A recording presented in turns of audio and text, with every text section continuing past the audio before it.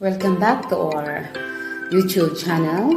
Good afternoon to all my brothers and sisters in Christ around the world, to all our subscribers, viewers, and sharers. Praise the Lord, and God is good all the time. So, last na to nga video, atong nahisgutan ang mga mahinungdanong sukaranan nga mao ang Beatitudes, ang 10 Commandments of God, the 2 greatest commandments of God, o ang mga lagda diha sa atong simbahan. O karon atong pagahisgutan usab mao ang upat ka timaan sa simbahang Katoliko nga mao ang panaghiusa nga mabasa nato sa Romans 12 verse 5. Nag-ingon, kita usab bisan daghan usa lamang kalawas nga nahiusa diha kang Kristo ug nahilambigit kita sa usag-usa. Ingon nga nagkalain-laing bahin sa lawas. Ug ang ikaduha mao ang pagkabalaan. Mabasa nato sa Efeso 25:27, mga bana, higugmaa ang inyong asawa, ingon nga gihigugma ni Kristo ang simbahan ug gitugyan ang iyang kinabuhi alang niini. Gihimo niya kini aron sa paghalad sa simbahan ngadto sa Dios sa bug-os human niya hugasi sa tubig uban sa pulong. Sa ingon niini ikatugyan niya ang simbahan alang kaniya mismo diha sa bug-os niyang kaanyag, putli ug walay ikasaway, walay buling ug kunot ubisan unsang apan. Mao kini ang pagkabalaan nga kita nadawat nato ang bunyag ug nalimpyuhan na kita sa sala ug nahimo na kitang mga anak sa Dios or adopted children of God ug mga putli na kita diha sa atong bunyag. Balaan na kita ug ato pang buhaton ang pagkabalaan sa atong kinabuhi. Sunod mao ang Katolisismo nga mabasa nato sa Mateo 28:19 hangtod sa 20. Nag-ingon, tungod niini sa inyong pagpanglakaw, himua sa akong mga tinun-an ang tanang katawhan sa tibuok kalibutan. Bunyagi sila sa ngalan samahan sa Anak ug sa Espiritu Santo.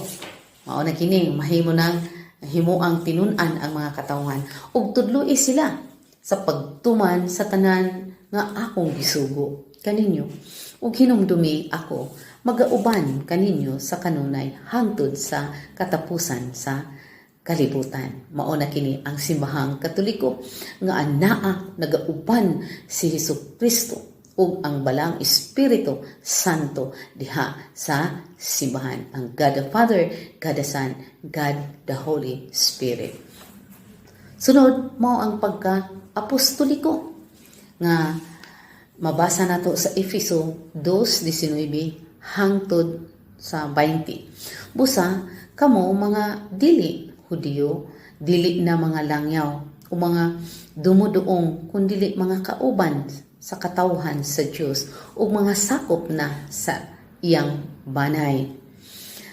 Gitukod kamo diha sa sukaranan nga gipahimutang sa apostolos o mga propeta ug ang bato nga gisukaran ran mao si Kristo Jesus. So, klaro kaayo dinhi ang pagka-apostoliko, ang pagtrabaho na unya nato kung kita mamahimo na kitang tinun-an ug nagtuon na kita sa pulong sa Dios ug dili lamang kinipuy-an sa ato ang kaugalingong kinabuhi, kinahanglan ato kining ipagawas ug ato kining i-share ngadto sa atong mga kaigsuonan ug nagasaad ang Dios nga magauban siya kanunay kanato. So, dinha usab sa sukaranan sa simbahang Katoliko mao ang 7 ka sakramento nga ang una ang baptism nga bunyag nga mao kini ang pagputli kanato nga nahimo kitang putli, nga nahimo na kitang balaan, nga nahisama na kita ni Kristo o mga anak, adopted children of God. So atong paningkamutan mga kaigsuunan ko ni Kristo ang atong mga anak nga atong bunyagan. Sa madaling panahon, dili ta magpaabot-paabot ug makadaghan tag kwarta. Sunod mo ang confirmation. mao kini ang pag-confirm nga kita lig-o na nga moatubang ug musangyaw kay naa milihok na ang balang espiritu, ang gasa sa Espiritu Santo ug ang mga fruits of the Holy Spirit anaa na kanato ug dili na gyud ta mapaling-paling pa bisag kinsa pa ang mo ganoy kanato, dili na gyud kita tungod kay lig-o na kita diha sa atong pagtuo. Sunod mao kini ang Holy Communion nga mao kini ang lawas ug dugo ni Kristo. Akon kinsa katong mukaon niini ug moinom niini makabaton sa kinabuhing walay katapusan ug may sama kita ni Kristo nga andam nang mupikas-pikas sa atong kinabuhi ngadto sa uban, ngadto sa atong pamilya bisan paglisod sa abton, no? Andam na ta mupikas-pikas niini. Ug sunod mao ang confession nga kung makasala kita batok sa Dios aduna pa kitay panahon sa pagpanghayog pasaylo pinaagi sa confession sa atong mga kaparian. Ug sunod mao ang marriage nga mao kini ang pagkabalaan sa lalaki ug babae nga magkahiusa pinaagi sa sacrament of marriage. Sunod ang holy orders mao kini ang atong mga kaparian nga sila mao'y tugyanan ni ining tanan diha sa simbahang Katoliko ang atong mga kaparian.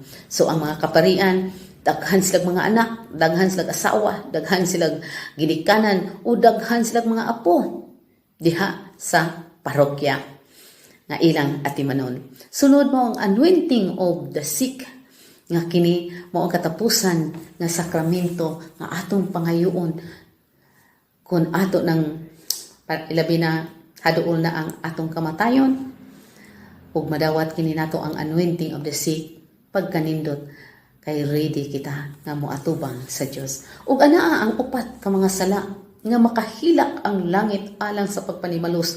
Mao kanang tinuyok nga pagpatay, kanang giplano gyud nimong patyon ang tao.